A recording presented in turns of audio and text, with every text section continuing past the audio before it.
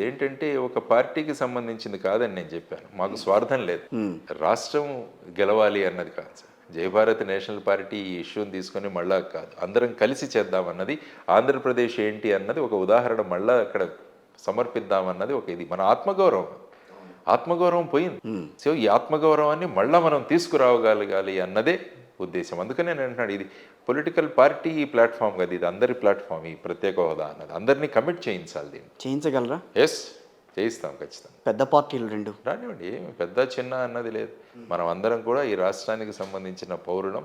ప్రతి పౌరుడు కూడా పెద్దవాడే అన్నది నా అభిప్రాయం. కానీ పెట్టిన వ్యక్తిత్వాన్ని కూడా ఆలోచిస్తుంటారు చాలామంది. తీసుకెళ్దాం మన నినాదాలు, ఇంతకుముందు జరిగిన విషయాలు, ఎవరు ఏ విధంగా మాట్లాడారు దీని గురించి, మరి ఎందుకు వదిలేసాం, ఇది కావాల్సి కన్నా వాళ్ళు వదిలేసి దీన్నంతా కూడా మాయపుచ్చి భావ సారూప్యతలు కనిపిస్తాయి మీకు ఎక్కడ, మీకు పార్టీల మధ్యలో వాళ్ళ ఆలోచనలో.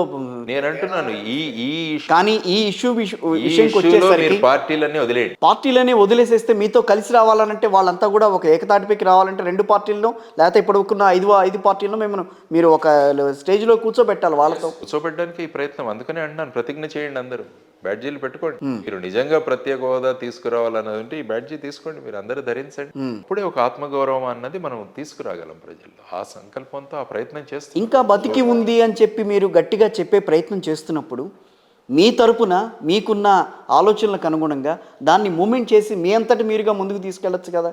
పార్టీలతో ఎందుకు దాన్ని ముడిపెడుతున్నారు? ఎందుకంటే మన ప్రజాస్వామ్యంలో బేసిక్గా ఈ రెండు పార్టీలు కూడా మేము చేస్తామన్న వాళ్ళు అయిపోయింది. వాళ్ళ గురించి అందరూ ఆలోచించారు, అయిపోయింది, వదిలి అక్కర్లేదు, వీళ్ళు ఏం చేయలేరు అని అనుకున్నప్పుడు మీరుగా చేయాల్సిన బాధ్యత ఉంది కదా. అంటే మళ్ళా ఎన్నికలు రాగానే మళ్ళా వీళ్ళు ప్రత్యేక హోదా అంటారు, మేము తీసుకొస్తాం. కాబట్టి ఇది ఎన్నికల ఇప్పుడు కాంగ్రెస్ పార్టీ ఈ రోజున ఎమర్జీ అయ్యే ప్రయత్నం చేస్తోంది ప్రత్యేక హోదా మీదే. రండి, వాళ్ళు కూడా రమ్మంటున్నాం. షర్మిల లాంటి వాళ్ళని తీసుకువెళ్ళి పార్టీలో తీసుకొచ్చి ఆ పిసిసి పగ్గాలు కూడా అప్పచెప్పి రేపు ప్రత్యేక హోదా తీసుకొస్తాము అన్న నినాదంతో కాంగ్రెస్ పార్టీ వస్తుంది. మరి అలాంటి పార్టీని కాదని మిమ్మల్ని నమ్మాల్సిన అవసరం ఏంటి? ఎలక్షన్ వరకు మనం ఆగొద్దు అంటున్నాను. ఎలక్షన్ ముందే తెచ్చుకుందాం ప్రత్యేక హోదా. 3 నెలల్లో ప్రత్యేక హోదా ఎట్లా వస్తుంది? ఏముంది, ఒక రోజు అనుకుంటే వాళ్ళు సంతకం పెడితే చాలు. కేంద్ర ప్రభుత్వం వాళ్ళు మేము ప్రత్యేక హోదా ఇస్తున్నామని చెప్తే చాలు. అది యాక్చువల్గా నేషనల్ డెవలప్మెంట్ కౌన్సిల్ అని ఇంతకుముందు ఉండేది, ప్లానింగ్ కమిషన్ ఉన్నప్పుడు. ఆ తర్వాత ఇప్పుడు నీతి ఆయోగ్ వచ్చింది. కాబట్టి వీళ్ళు నిర్ణయించడమే. ఈ విధమైన కండిషన్స్లో, ఈ విధమైన పరిస్థితులలో మేము ప్రత్యేక హోదా ఇస్తున్నామని ఒక నిర్ణయం ఇచ్చే విధానంగా మనం ఈ పార్టీ లైన్స్ వదిలేసి అందరం ప్రయత్నిద్దామన్నది సంకల్పం. పార్టీ లైన్స్ వదిలేసానంటే మిగతా పార్టీలు ఎట్లా ఒప్పుకుంటాయి? క్రెడిట్ తమకు తప్పకుండా ఎవరికో క్రెడిట్ వస్తాయింది, ఎవరికి క్రెడిట్ కాదు. అందుకనే అన్నాను, ఇది క్రెడిట్ ఎవరు మాట్లాడొద్దు అంటున్నాను. క్రెడిట్ ఎవరు మాట్లాడద్దు. మనంతా కలిసి ఒక కమిటీ ఏర్పాటు చేద్దాం. అందరూ రండి, అందరం కలిసి ఒకటి ఉద్యమం. అందులో ఇస్తామన్న కాంగ్రెస్ పార్టీ కూడా ఉంది. అందరూ రానివ్వండి. తెస్తామన్న వైఎస్ఆర్ కాంగ్రెస్ పార్టీ ఉంది. మేము సాధిస్తా పార్టీగా ప్రత్యేక హోదా కాదు ప్రత్యేక ప్యాకేజీ తెచ్చామని చెప్పిన తెలుగుదేశం పార్టీ ఉంది. వీళ్ళందరినీ కలుపుకుని వెళ్ళాలి జేడీ గారు రేపు. నిజంగా వాళ్ళలో చిత్తశుద్ధి ఉంటే అందరు రావాలి.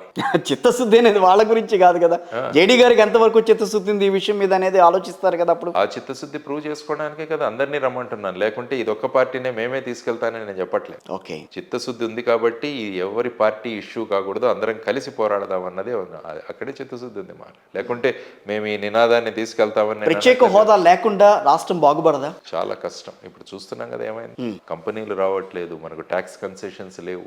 ప్రత్యేక హోదా వచ్చింటే కార్పొరేట్ ట్యాక్స్ కావచ్చు, ఎక్సైజ్ డ్యూటీ కావచ్చు, కస్టమ్స్ డ్యూటీ కావచ్చు, ఇన్కమ్ ట్యాక్స్ కావచ్చు, వీటన్నిటిలో కూడా మనకు చాలా రాయితీలు వచ్చాయి. దానికి ప్రత్యామ్నాయంగా చాలా ఇస్తున్నామని చెప్పి కేంద్ర ప్రభుత్వం ఇప్పటికీ చెప్తోంది, ఈ రోజు వరకు చెప్తోంది. అంటే దాన్ని ప్యాకేజ్ అన్నారు. మరి ప్యాకేజీ ముద్దున్నోళ్ళు మళ్ళీ ఎందుకు ప్రత్యేక హోదా కావాలన్నారు?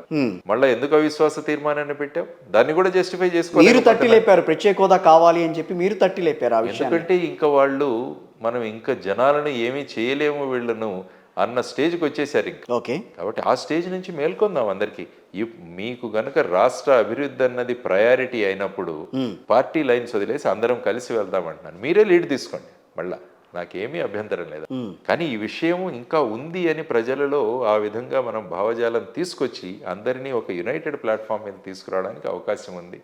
ఎలక్షన్ ఈజ్ ఎలక్షన్, అది వేరు. అందరం కలిసి వెళ్దాం, ఈ ఎలక్షన్స్ లోపలే సాధించుకుందామన్న దీంతో మేము కోరుకుంటున్నాం అందరు పార్టీలను రమ్మని చెప్పేసి. అంటే ఇప్పుడు పార్టీ పెట్టేది ఎలక్షన్కి సంబంధించి దాంట్లో కంటెస్ట్ చేద్దామని ఆలోచన ఉంటుంది ఏ పార్టీకైనా, అవునండి, చిన్నదైనా పెద్దదైనా. బట్ అంత మంది వ్యక్తులు పోటీ చేయడానికి 175 నియోజకవర్గాల్లో పోటీ చేస్తారా, లేకపోతే కొన్ని ప్రాంతాల వరకు మీరు పరిమితం అవుతారా, మీ పార్టీ పరిమితం అవుతుందా అన్న దానికి మనం ఆలోచిస్తే అంతమంది వ్యక్తులు ఈ రోజున జై భారత్ నేషనల్ పార్టీలో ఉన్నారా అని అన్నదానికి మీరు ఇచ్చే సమాధానం? అద్భుతమైన రెస్పాన్స్ వస్తుంది ప్రజల్లో.